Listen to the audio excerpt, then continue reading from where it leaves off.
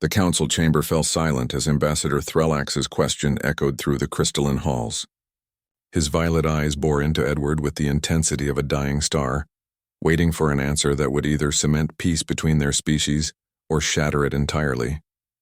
Edward stood before the assembled Varinian High Council, his human frame appearing small and fragile compared to the towering alien dignitaries. For 6 months he had served as Earth's representative on Vorin Prime, navigating the complex web of interstellar diplomacy. In that time he had earned their respect through his knowledge, his patience, and his unwavering honesty. But now that honesty would be tested in ways he never anticipated. "Ambassador Threllax," Edward began, his voice steady despite the weight of 1,000 eyes upon him, "I will answer your question, though I fear my words may not bring you comfort." Beside her father, Lana sat in perfect stillness. Her opalescent skin shimmered with barely contained emotion, her delicate features a masterwork of Varinian beauty. She was the pride of her people, a scholar, a warrior, a beacon of their finest qualities. And for 3 months she had made her affections for the human ambassador abundantly clear. The Varinians valued directness in courtship. Lana had offered Edward gifts of starlight captured in temporal crystals. She had composed symphonies in frequencies only his modified earpiece could translate. She had even challenged him to combat trials, the highest honor a Varinian could bestow upon a potential mate. Edward had declined every advance with quiet grace. This had not gone unnoticed. Whispers spread through the Varinian court like plasma through a conductor. Some speculated that humans found Varinians physically repulsive. Others suggested it was a ploy for political advantage. The most paranoid insisted it was evidence that humans viewed themselves as superior beings, too pure to mingle with alien races. Today, Lana's father had demanded a public answer. "You have shown my daughter nothing but kindness," Threllax continued, his tone carefully neutral. "Yet you refuse her courtship. We have studied your species extensively. We know humans are not celibate beings. We know you form pair bonds. So I ask again before this council and before the watching galaxy, why do you not touch my daughter?" Edward took a slow breath. He could feel the temperature of the room dropping as the Varinians' emotional states affected their bioluminescence. This moment would define humanity's relationship with one of the galaxy's most powerful civilizations. "Because she's too pure," Edward said simply. A wave of shocked silence crashed through the chamber.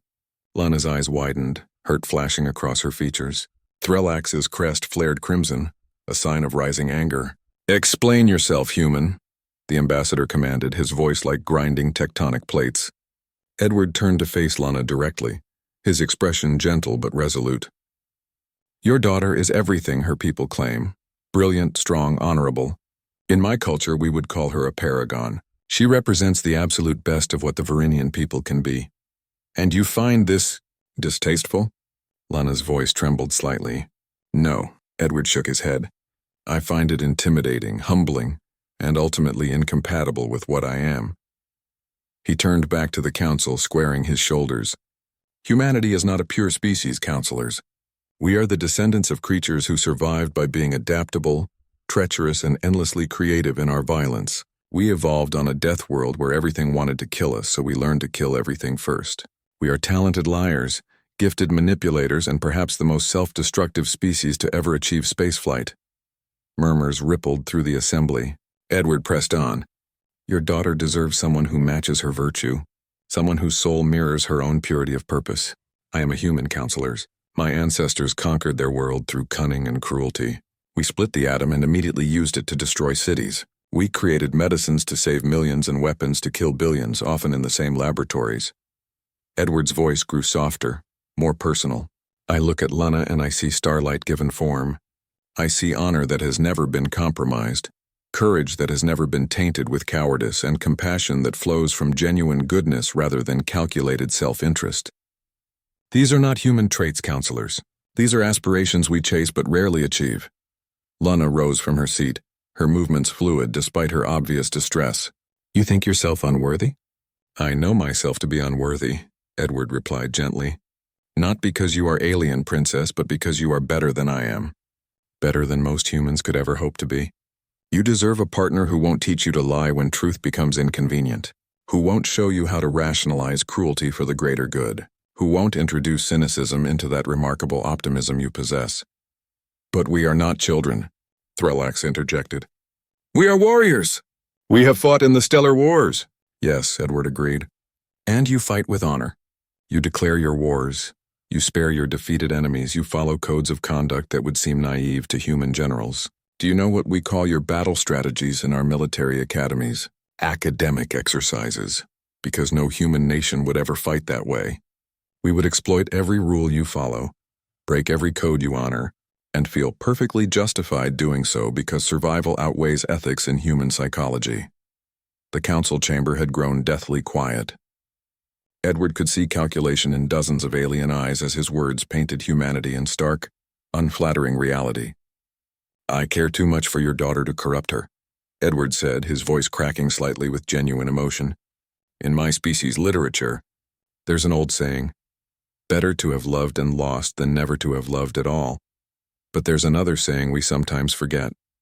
Some flowers are meant to be admired from a distance, lest you trample them underfoot. Lana descended from the council platform, approaching Edward until they stood face to face. Her luminescence pulsed with complex emotions he couldn't fully read.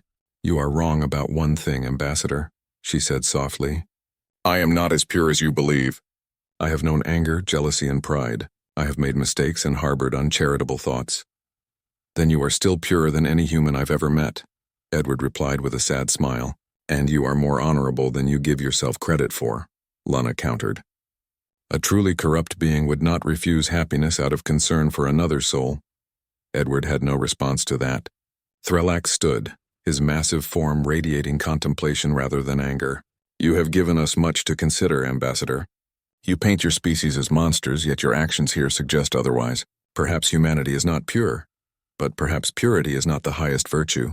Perhaps the struggle to be better than your nature is more noble than simply being born good. The ambassador gestured broadly to the assembled council. We invited humans to join the galactic community because we believed you had potential. Today you have shown us your flaws with brutal honesty. This too is a form of purity, purity of truth. We will meditate on your words. As the council adjourned, Lana lingered beside Edward. If you truly believe I am too good for you, she said quietly, then I suppose I have no choice but to become a little worse.